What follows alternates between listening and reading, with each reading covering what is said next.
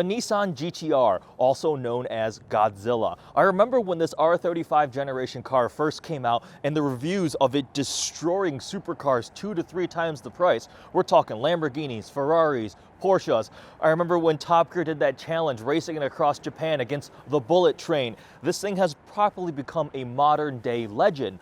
But this platform is now over a decade old. So is it still as great as it was when it first launched?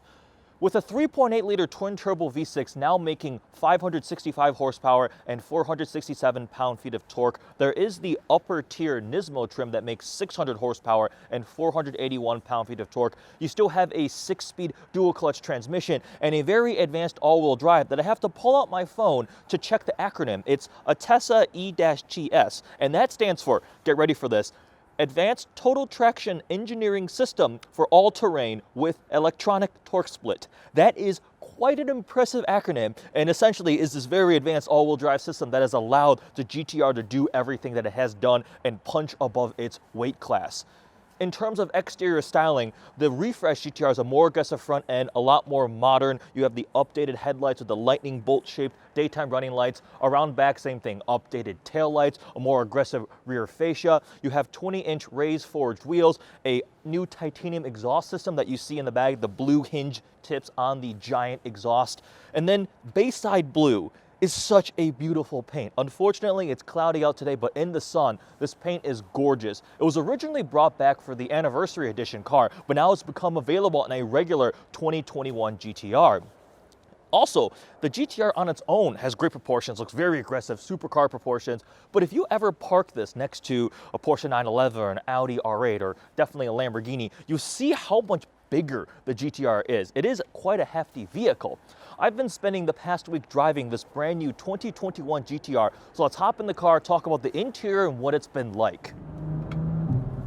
We are in the GTR now. Well, it's actually a couple days later. I was hoping for better weather, but it's just as gloomy out today, but at least the roads are dry. It's in the low 30s, we're on winter tires, and first off, let's talk about the interior. The inside of this GTR is a weird mixture of ancient and sort of updated. Ancient as in this center cluster I don't think has changed since this car launched in 2009. You have a very, very basic black and white screen that shows you your speed, odometer, fuel economy, range, that type of stuff. We have the analog tachometer in the middle, which I personally have no complaints about, an analog tachometer, speedometer, and then a gear indicator on the right-hand corner. Some nice carbon fiber texture, but this is very simple. I don't think it's changed much at all. In the middle, we have moderate updates. We have a new touchscreen here, and it has Apple Carplay. And honestly, in a car with, if you have Apple Carplay, that's what I'm using 99.9% of the time. I hop in the car, plug in Apple Carplay, pull out my apps that I need, whether it's Spotify for music or it's Google Maps, and go. And then if you hit this function button on the right, it pulls up what you see, the traditional GTR data, all of the information. Beyond things that are basic like boost and engine oil temperature and stuff, these custom configurable views allow you to see things like braking G's, accelerator, brake pedal position, where boost came up again, speed, steering angle. This one has even more. Coolant temp, all-wheel drive, rear-wheel drive, torque split. It is all the information. Continuing down the middle, we have those 3 toggles for changing your drivetrain, your damper mode, traction control. I usually go drivetrain race, dampers in the comfort because roads aren't the greatest around here and it's more comfortable. And I leave the traction setting alone because a lot of horsepower, cold, tires, don't feel like spinning out. Left that alone. More carbon fiber down the middle here. We do have back seats. I would not recommend them to an adult. They don't fit people. They're not that comfortable, but there are back seats. Cavernous trunk out back. Great Bose sound system too.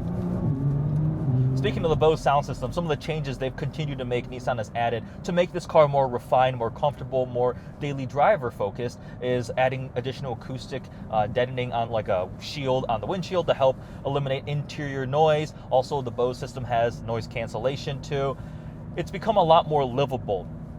That being said, the GTR still has some rough edges. For example, the dual clutch transmission is showing its age. It'll rip off every quick shift. So if you're in auto mode, under full throttle, nice shifts, but sometimes there's a slight lag when you're going to downshift or at low speeds, parking lot speeds, coming to a stop, you will feel some little bit of jerkiness. It's not quite as absolute perfection at all times anymore. That's showing its age. Another thing, at freeway speeds, it's only a 6-speed now. It sits at, like, when you're doing the speed limit, 70, 75 miles an hour, it'll sit at like 3,000 RPM, and sometimes I feel like I need another gear, and I remember, oh wait, there's not a 7th gear. So that's showing its age a little bit, but this engine is always going to be just a monster, legendary. The power, this car punches above its weight class. I've been saying that a couple times. It makes 565 horsepower, but the way it pulls is hysterical. You look at something like an Audi R8 V10 that makes 540 horsepower.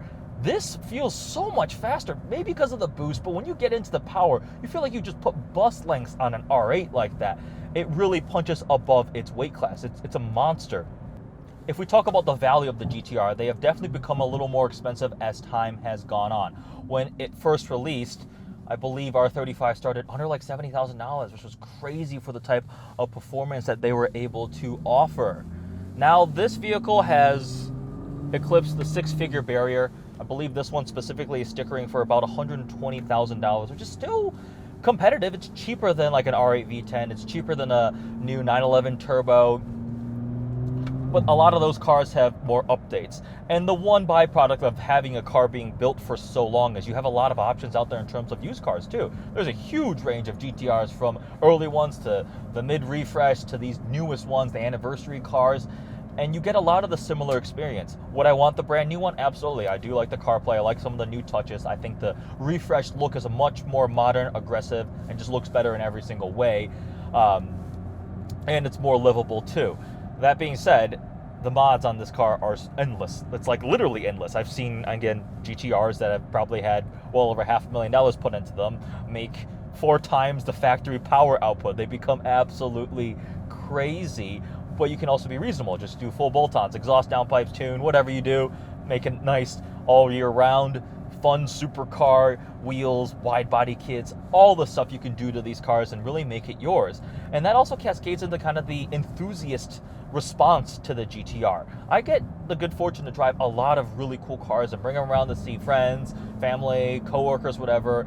And we're talking like brand new Audis, RS6s, Shelby GT500, things like that. Few of them were able to garner the type of attention that this car brought. The amount of people that were like, "Oh my God, the GTR is my dream car. Can I see it? Can I go for a ride? Can we see under the hood?" The response was really impressive to me. This really is one of those inspirational icon cars that people are able to relate to. They aspire to own one. They would love to have a GTR, and it has that specialness to it. Because it's not quite absolutely perfect in every way, it's got some of that raw feeling to it, a little bit rougher on the edges. It gives it personality. I bring up the R8 because I'm pretty familiar with the Audi platforms.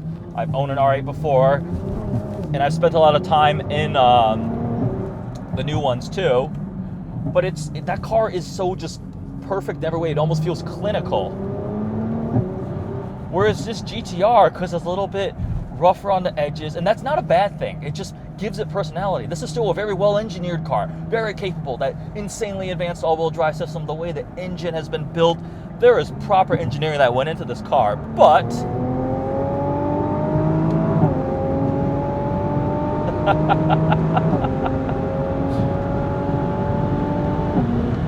oh boy.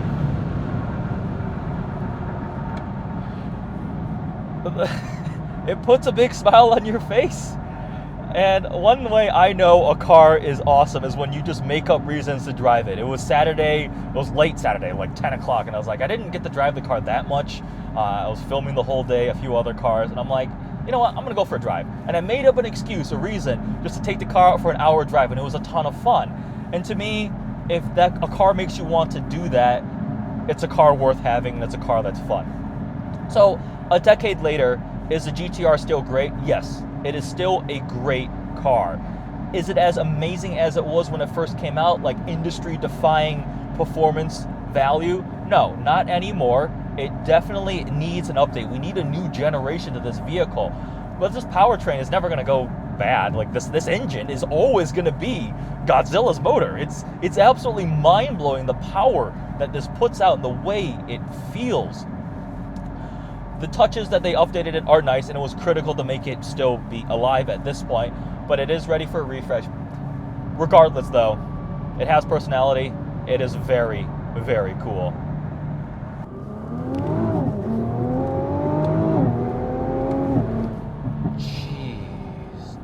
I would get myself into trouble with this car. That's just stock. 565 horsepower? Why does it feel so much faster than just 565 horsepower? This doesn't make sense to me. Defying the laws of physics. That is the way of the GTR.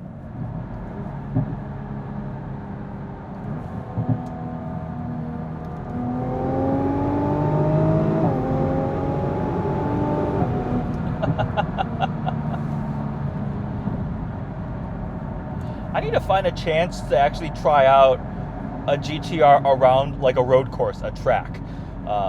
They're very fast on a straight line, obviously, but remember when this car was first designed, the engineers put a lot of effort into making this a well-handling car. The very advanced all-wheel drive system, everything put together to ensure that even though this thing weighs like 4,000 pounds, it's a heavy vehicle, it would still out-handle, outperform, out-grip cars that are way above in terms of like the lineup of price and performance and things like that. So I need to try one of these out around a track. I think that would be awesome. I truly hope that Nissan does a R36 generation. Make sure you guys also check out the kind of behind the scenes, more casual vlog I did of living with this car, spending a week with it. I don't really want to give it back. I kind of want to keep it, which I'm not allowed to do, but I would if I could. And there we go. That ends my review of the 2021 GTR. Hope you guys enjoyed this video. Appreciate all the support.